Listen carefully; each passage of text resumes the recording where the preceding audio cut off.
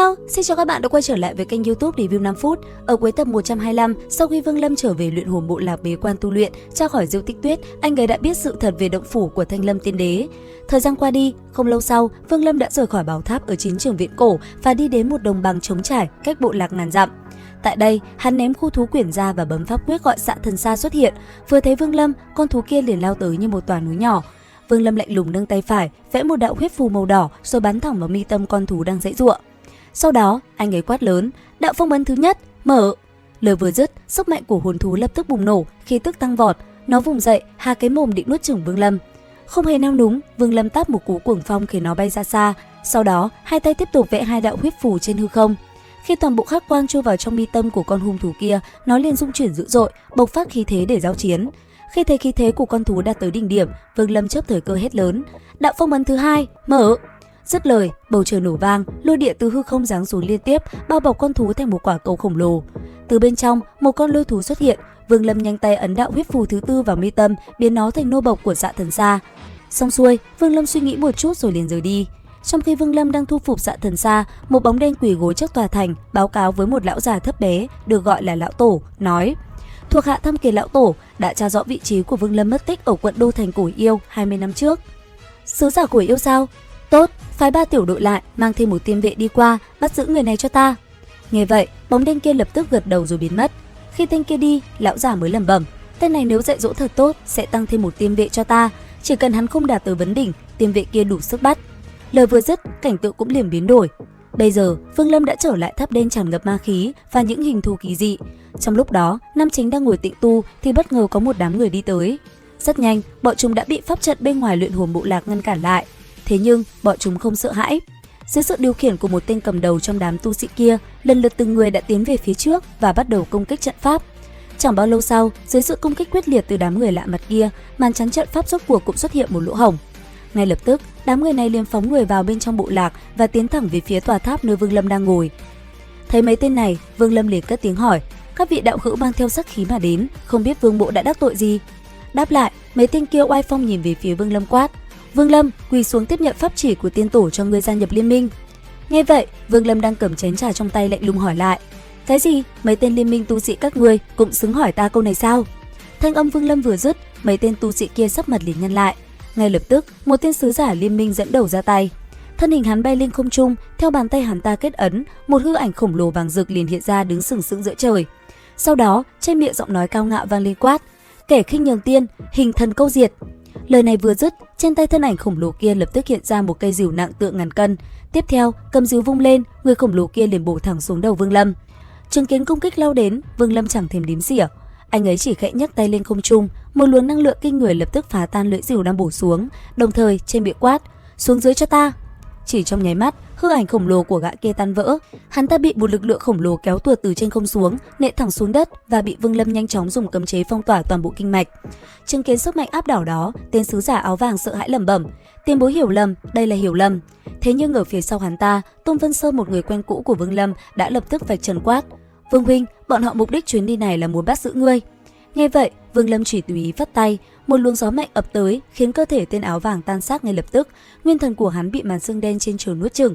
Vương Lâm không màng đến những tu sĩ đang run rẩy còn lại, anh ấy nhìn Tôn Vân Sơn nói: Tôn huynh, nhiều năm không gặp. Nghe thanh âm ấy, Tôn Vân Sơn chua xót khẩn cầu gấp gáp nói: Vương huynh, cứu ta. Đáp lại, Vương Lâm gật đầu rồi mời Tôn Vân Sơn vào trong bảo tháp. Tại đây, Tôn Vân Sơn đã kể lại toàn bộ sự thật về tổ chức tu sĩ liên minh và thông tin về vị tiên giới lão tổ bí ẩn đang ra lệnh bắt giữ Vương Lâm, cũng như việc chính bản thân mình và các sư thúc bị khống chế và biến thành con rối. Nghe Tôn Vân Sơn kể lại, không chút do dự, Vương Lâm trấn áp nguyên thần của kẻ được gọi là tiên giới lão tổ ở trong đầu Tôn Vân Sơn. Kết quả, anh ấy thu được là một mảnh toái ngọc nhỏ chứa đựng tiên lực khổng lồ và một đạo ý niệm kỳ quái. Vương Lâm nhanh chóng nhận ra đây chính là thứ biến một tu sĩ bình thường thành kẻ có sức mạnh tương đương vấn đỉnh, dù cái giá phải trả là sự dung hợp đầy rủi ro. Xác định được vị trí của tu sĩ liên minh tại vùng chướng khí hiểm trở nằm giữa Hỏa Yêu quận và Kim Yêu quận, Vương Lâm quyết định chủ động tấn công để chấm dứt sự phiền nhiễu. Không chậm trễ, anh quần lấy Tôn Vân Sơn cùng hơn 10 tu sĩ khi nãy tới đây, rồi hóa thành một đạo sao băng xé toạc bầu trời, tiến thẳng về phía bắc. Tại trung tâm vùng chướng khí, lão tổ của liên minh, một lão già thấp bé, đang thực hiện tà thuật hút lấy tinh khí từ 3 thiếu nữ xinh đẹp. Ngay khi Vương Lâm đặt chân vào vùng chứng khí, lão già bừng tỉnh khiến tà thuật bị gián đoạn, để lại 3 cô gái trong tình trạng kiệt quệ và già nua. Vương Lâm bước đi giữa màn sương độc, nơi hàng loạt tiếng quỷ hú vang lên bao vây.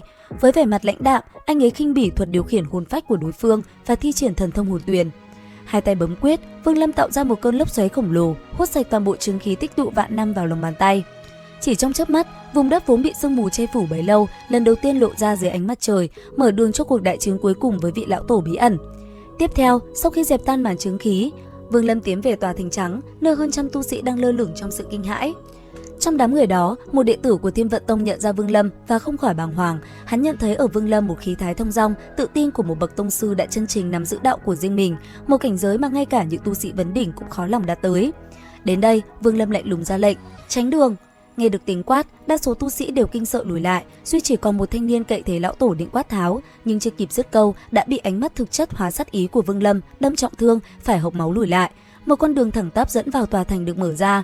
Từ trong thành, giọng nói uy nghiêm của lão tổ vang lên, truyền lệnh giết khách không mời. Một tiên vệ áo đen lập tức lao ra, thi triển thần thông biến hóa thành bệnh thú khổng lồ, định nuốt chửng Vương Lâm. Tuy nhiên, Vương Lâm chỉ thản nhiên điểm một chỉ tịch diệt, mang theo đạo niệm, hắc quang lóe lên, mạnh thú tan vỡ, tên tiên vệ chết ngay tại chỗ trong sự ngỡ ngàng của toàn thể tu sĩ xung quanh. Nhận thấy thực lực đáng gờm của đối thủ, vị lão tổ thấp bé bên trong bắt đầu xuống nước nói: "Vương đạo hữu, bần đạo đã biết tội trước đây, việc này là do bần đạo lỗ mãng, người đã giết hại 2 tiên vệ của ta, cũng coi như hòa, hôm nay ta không làm khó ngươi đi đi." Đáp lại lời đề nghị hòa hoãn đó, Vương Lâm vẫn thản nhiên bước tới và lắc đầu nói: "2 tiên vệ chẳng qua chỉ là 2 khối toái ngọc mà thôi, làm sao có thể bù đắp được việc ngươi trêu chọc ta?" Bị chạm tự ái và nhận thấy không thể thương lượng, lão tổ lập tức trở mặt, ra lệnh cho 8 tiên vệ còn lại xuất chiến quát: "8 tiên vệ, triệu tập tiên đế, lấy mạng người này cho ta." Dứt lời, 8 bóng người nhanh như chớp từ trong thành lao ra, tỏa ra uy áp vấn đỉnh nồng nặc. Thay vì tấn công trực tiếp, họ lập tức ngồi khoanh chân theo một trận pháp quy tắc, tay liên tục biến hóa ấn quyết để chuẩn bị thi triển thần thông.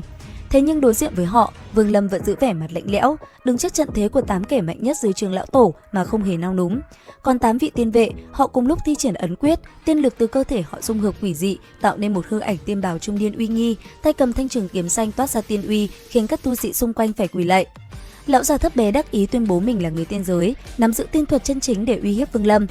Nghe vậy, Vương Lâm không hề lùi bước, anh triệu hồi hoàng tuyền từ trên trời giáng xuống.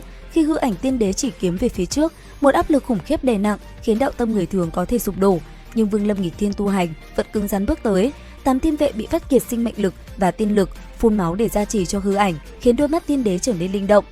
Tuy nhiên, tất cả chỉ là ảo. Khi chân Vương Lâm đạp xuống đất, hư ảnh tiên đế tan vỡ thành nghìn mảnh.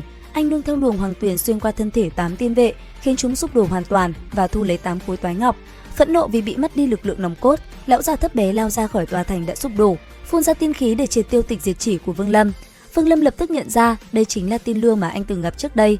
Đối mặt với hàng ngàn sợi tơ đang lao tới, anh vẫn bình thản vụ túi trữ vật, giải phóng hồn phách kỳ lân thú từ hồn phiên. Sự xuất hiện của kỳ lân như một vị thiên địch khiến đại quân tiên lương đang hung hãn bỗng run rẩy sợ hãi quay đầu bỏ chạy. Tuy nhiên, lão già kia thì vẫn chưa đầu hàng. Và liệu rằng tiếp theo trận chiến sẽ còn gay cấn đến mức nào? Theo dõi kênh YouTube Review 5 phút để biết thêm chi tiết các bạn nhé. Xin chào và hẹn gặp lại.